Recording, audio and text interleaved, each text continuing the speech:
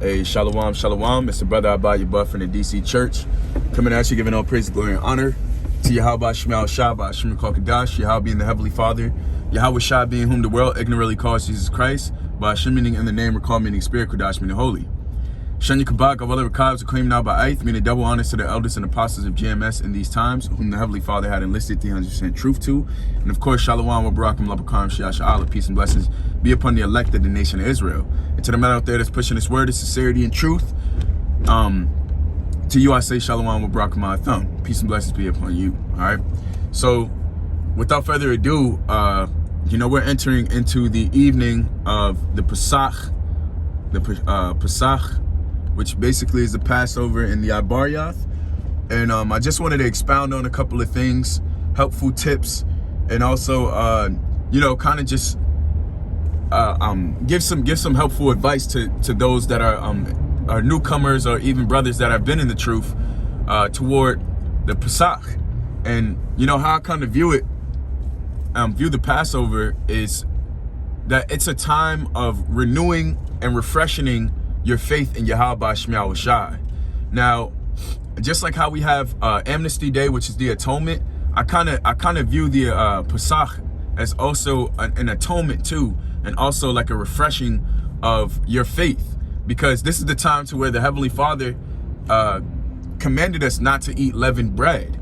So it's not, and we understand that it's not just a leaven, it's not a physical thing that the Heavenly Father is requiring from us. It's more so of a spiritual fast that we need to be indulging in too. And that's why during this fast, I've personally told myself that I would abstain from certain things that give me fleshly pleasure for the whole entire week.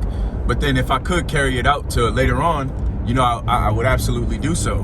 But I wouldn't advise having sex during the pasach. Not saying that it's not lawful during that week, because during the week, as long as it's not the Sabbath, you're okay. But you gotta put your mindset, put yourself in the time frame of our forefathers, and also understand that during this time we're in high pursuit, getting out of Egypt, and that we weren't in the time to indulge in pleasure. This time is for you to kind of reevaluate, re-understand, and renew your faith in Yahweh Shema Shai, and to propitiate, because the 10 plagues just happened several, a couple years back when we were in, I said a couple millennium back when we were in captivity. Our forefathers weren't worried about, I'm sure they didn't have the time to even indulge in sexual activity. Not only that, things that were pleasurable. Like as I stated before, we are in hot pursuit. The 10 plagues just happened. So, we've seen the Heavenly Father's miracles. And that's so spiritual too, because, speaking on behalf of all the Akim in our district, the Lord has been working certain miracles prior to the pasach, the week of the pasach or the day of the pasach coming. And it was also, I kind of viewed it as, and now even having more insight, I viewed it as the miracles that the Heavenly Father had basically shown in the land of Egypt to our people. Okay? So, again, during this week, it's highly imperative for you to reevaluate the things that you do, and also see what you can do to fix yourself up to make yourself more suitable for Yahweh Shema Shai.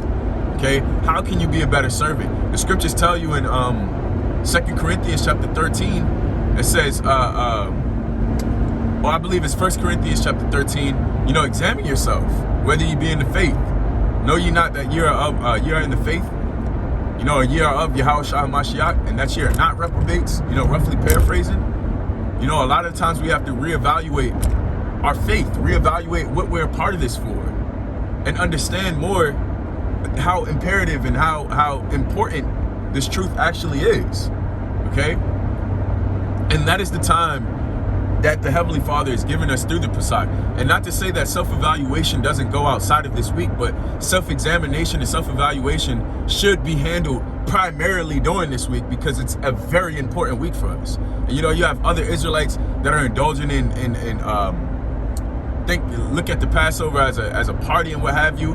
And that's not the mindset that the Heavenly Father necessarily wants us to be in, because understand we can rejoice in the fact that we've been delivered, but the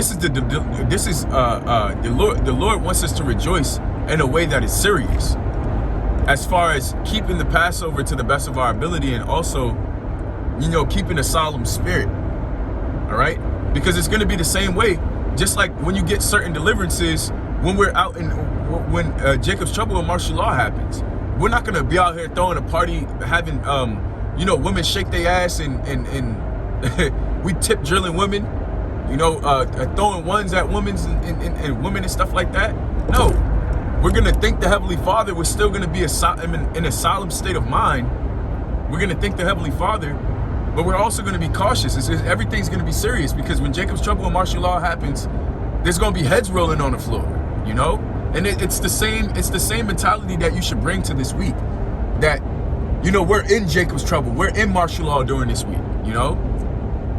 And that would keep you on a very straight path as to what you can and can't do throughout this week, you know? It's so serious that I told myself that I wouldn't even listen to music this week, Lord's will, you know? And not to personalize this video, I'm giving examples to the brothers viewing this video of how serious you should take with, you know, the Heavenly Father's high holy day, you know? Because it's make or break, you know, it's make or break. There's already people getting casted out of the fold already, you know, which already installs fear into you, which should install fear into you. And you don't want to be a part of those men that are falling out, you know, for whatever which reason, okay? So you got to be on high alert when it pertains to this truth and when it pertains to this week. And as I stated, the same mentality that you have during this week should be the mentality that carries outside of this week. Understand that we have downtime in the spirit. I don't want to say downtime in the spirit, but you don't necessarily always have to be on 100. You know, the Heavenly Father allows you to, you know, enjoy the sweet parts of hell, to say the very least. But nonetheless, you know, this week specifically, not only don't think about, okay, I'm just not, it's just a time to where I'm not eating bread. It's not that fucking simple. You know, it's a lot more that goes into this day and that goes into this week that you should be pondering on, and that you should be you know, meditating on, in order for you to grow exponentially in the spirit, man. All right. So it's not just, like, as I stated, it's not just you not eating bread or you not indulging in 1 mile. Use the the right lane to take exit 7A, Maryland 5 South Branch Avenue. Right. So it's not just a week of, okay, I'm not eating bread. It's more so a week of, I'm going to abstain from all things that I have pleasure in, so that I can understand where the Heavenly Father wants me to be in this truth. And so that I can abstain from the wiles and the snares and the traps of Shaitan. Okay? Because I tell you what, high performance, high reward. That's how I view it, you know? High performance, high reward. When you perform highly in this truth, there's a reward that comes with it. And that's why the scriptures also state that the Heavenly Father's not unrighteous to forget. He's not unrighteous to forget your labor of love and your work of faith, man. All right. So the Lord sees your intent. He sees the deeds and the efforts that you put in toward things that are important to Him. All right. And there's your time to show the Heavenly Father that you really care. Exit right to exit 7A, Maryland 5 South All right. Branch Avenue. So also, you know, I would also advise reading over in Exodus when the plagues, just reading over Exodus when we were delivered, okay? And when those 10 plagues happened unto us, okay? Because this will also formulate a mindset toward how detrimental things were during that specific time. And to be real with you, we're living in, this is Egypt all over again. Revelation chapter 11, verse 8. All right. The scriptures tell you that this is Sodom and Egypt. So we're dealing with the same plagues that we dealt with back then, right now. All right. It may not be necessarily as specific as those 10 plagues, but the detrimental atmosphere that we were in back then is the same detrimental atmosphere that we're in now. All right. So we need to treat it as such. And we also need to proceed with caution. All right.